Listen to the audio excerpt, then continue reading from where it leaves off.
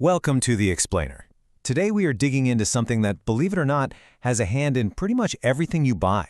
We're talking about trade barriers. We live in this amazing time where you can just click a button and order something from halfway across the world. It's incredible. But have you ever stopped to wonder, why isn't everything available everywhere? What's really stopping a product from getting from point A to point B? Well, the answer is kind of simple, but also really, really complex. See, every time a product crosses a border, it hits these invisible walls. And no, I'm not talking about brick and mortar. These are walls made of rules, regulations, and sometimes just the sheer size of our planet. So for all our talk about globalization, the world isn't quite the flat, open marketplace we sometimes imagine. So let's do this. Let's actually break down these hidden obstacles and figure out what it really takes to get something from one side of the world to the other. Okay, so if we're going to understand these walls, it really helps to sort them into three big categories. You've got the barriers that nature just puts in our way. Then you've got the ones that governments build on purpose, things like tariffs. And then the really tricky ones, the non-tariff barriers. All right, first up, natural barriers. These are the most fundamental hurdles, right? They've been around since the very first traders set out. Think about it. The massive distance between, say, Tokyo and Toronto, that adds real cost and complexity. And something as simple as a language barrier, that can absolutely sink a multi-million-dollar deal before it even gets started. Next, we have tariff barriers.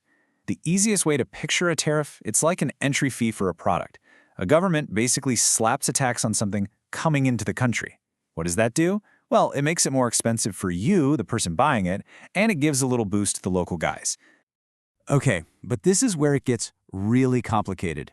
We're talking about non-tariff barriers. Now, this isn't just a straightforward tax. Oh no, this is a whole web of rules. It could be a quota, limiting how much of something can even come in, or maybe you need a special license that's nearly impossible to get, or it could just be mountains and mountains of complicated paperwork that seems designed to do one thing, slow you down. But wait, there's more. The obstacles don't just stop with official government policies. Nope. Beyond the official rulebooks, you find these other, more subtle hurdles. And honestly, they can be just as tough to get over.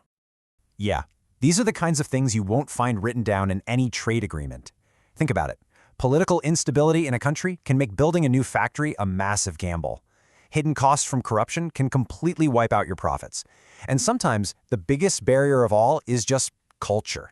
A really strong local preference for made-at-home products can be the toughest wall of all to climb. So, you might be thinking, with all these walls and hurdles and hidden traps, how does anything get traded at all? It's a great question. How did the successful companies actually navigate this global maze? Okay, let's make this real with an actual example. Let's look at Indonesian palm oil producers. They wanted to sell their product in the huge, lucrative market of the European Union. But they ran smack into a very specific kind of wall. See, the EU's barrier wasn't a simple tax. It was one of those tricky non-tariff barriers, a whole set of super strict environmental and sustainability rules. So what happened? What did the Indonesian producers do? Did they give up? Nope. They didn't retreat. They adapted. They actually changed how they did things, investing in the right certifications to meet the EU's really high standards. And the result? Look, was it expensive in the short term? Absolutely. But here's the thing. It unlocked the entire EU market for them. And even more than that, it boosted their global reputation, which made them more competitive everywhere else too. It was a tough investment for sure, but man, did it pay off. And this isn't just some random story about palm oil.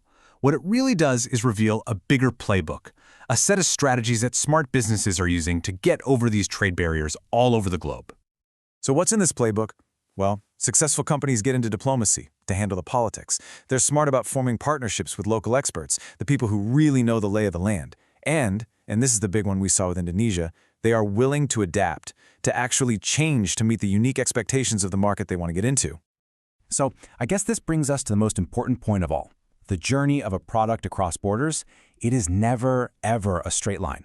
Successful global trade isn't just about shipping boxes from one place to another. It's this incredibly complex dance between rules, culture, and politics. And that really leaves us with one last big question to think about. As all this new technology, things like AI and blockchain completely reshapes our world, is it finally going to tear down all these invisible walls for good? Or Is it just going to build new ones? Maybe even more complex barriers that we can't even imagine yet?